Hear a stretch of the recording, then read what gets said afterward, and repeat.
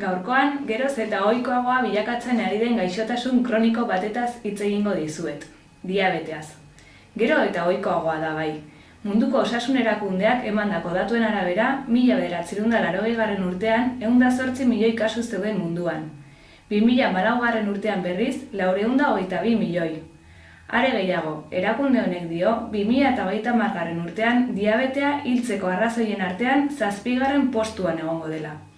Datu hauek izugarriak dira benetan. Baina zer da diabetea? Diabetea, pankreak nahiko intsulina sintetizatzeari uzten dionean edo gaizki erabiltzen hasten denean sortzen den gaixotasun kronikoa da. Intsulina hormona bada.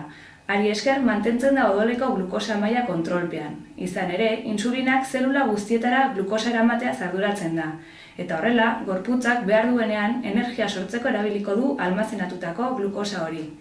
Eta zergatik gertatzen da hori? Zergatik huts egiten du pankreak? Arrazoien arabera, 2 diabete mota bereizten dira batik bat. Lehenengo motakoa, haurtzaroan eta nerabezaroan ematen da batez ere, eta bat-batean gainera. Genetika kasu batzuetan eragiten badu ere, ez du zertan hala izan. Mota honetako diabetean, pankreako zelulak, insulina sortzen dituzten zelulak, suntsitu egingo dira. Batzuetan arrazoi ez ezagunengatik eta bestetan antigorputzek zelula horien kontra joaten dira arrotz moduan detektatzen dituztelako. Mota honetako diabetikoek hasieratik insulina hartu beharko dute. Eta bigarren motakoa, normalean pertsona helduagoetan ematen bada ere, haurtzaroko obesitatearen sarritasunaren handitzearekin batera, haurtzaroan eta nerabezaroan ere diagnostikatzen da. Izan ere, kausa nagusia obesitatea izaten da. Are gehiago, kasuen 80-90%ek obesitatea pairatzen dute. Bigarren motako diabetean, insulinarekiko erresistentzia ematen da. Hau da, gerta daiteke insulina nahikoa edo gehiago produzitzea, baina gorputzak ez du insulina hau erabiltzen eta ondorioz, zeluletara ez da glukosarik iristen.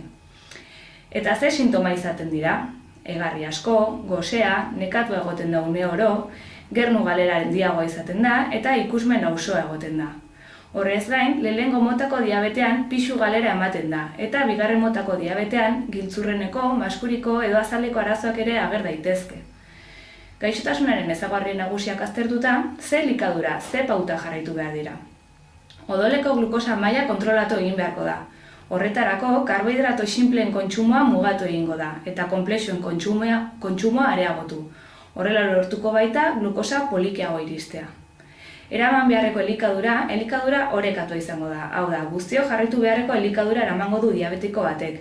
Beraz, makronutrienteen portzentaiak hauek izango dira. 165 karbohidratoak, lipidoak 130 eta proteinak 115. Pixu galera bat eman beharko da bigarren motako diabetean. Gorputzeko gantz kopurua geroz eta handiagoa izan, insulinak arazo gehiago izango dituelako zeluletara iristeko. Elikagai freskoak kontsumituko ditugu eta ez prozesatuak. Nutriente esentzialen ekarpena kontrolatuko da, batez ere kromoa eta zinkarena. Estimulatu egiten baitute insulinaren produkzioa. Insulina falta denean, gorputz zetonikoak sortzen dira, eta gorputz zetoniko hauek giltzurrunak desegin beharko ditu, toksikoak baitira gorputzarentzat. Hori dela eta, giltzurrunari ahalik eta lan gutxien eman beharko zaio, eta adibidez, sodioaren kontsumoa kontrolatu egin beharko da. Haurretan erabetan, haien hezkuntza bermatu egin beharko da, eta beraz, etapa horietako beharrizan nutrizionala jarraitu beharko dira.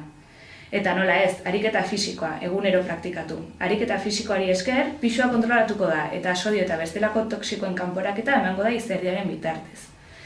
Eta orain bukatzeko, nola ez, errezeta bat. Noski, diabetikoentzat egokia den errezeta bat da. Mus bat egingo dugu gaur. 4 pertsonentzako errezeta bada, eta behar ditugun osagaiak hauexek dira. 250 gramo gazta, fresko krematxua, gantza gutxikoa. Sagar bat, 4 goiarakada txiki stevia, azukerrerik gabeko mermelada, 4 zuringo eta goiarakada bat almendra xigortu. Behin osagaiak prest ditugula, sagarra zuritu edo zuritu gabe zati txikitan moztuko dugu, eta gaztarekin eta steviarekin nahastuko dugu. Bestetik, zuringoak arrotu egingo ditugu elur puntua lortu arte, eta hau kremari gehituko diogu.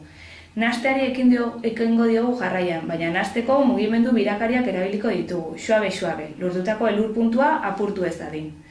Bukatzeko, kopak hartuko ditugu eta bakoitzean mermelada pixka bat jarriko diogu, eta ondoren krema eta azkenik almendra xigortu txikitoa jarriko diogu. Eta listo, diabetikoentzat eta edonorentzat egokia den postre goxo bat prest daukagu. Errezeta gehiago ikusteko sartu irubebikoitza garazilizarraga.comen edo Facebooken Garazilizarraga dietista eta nutrizionista bezala aurkituko nauzue.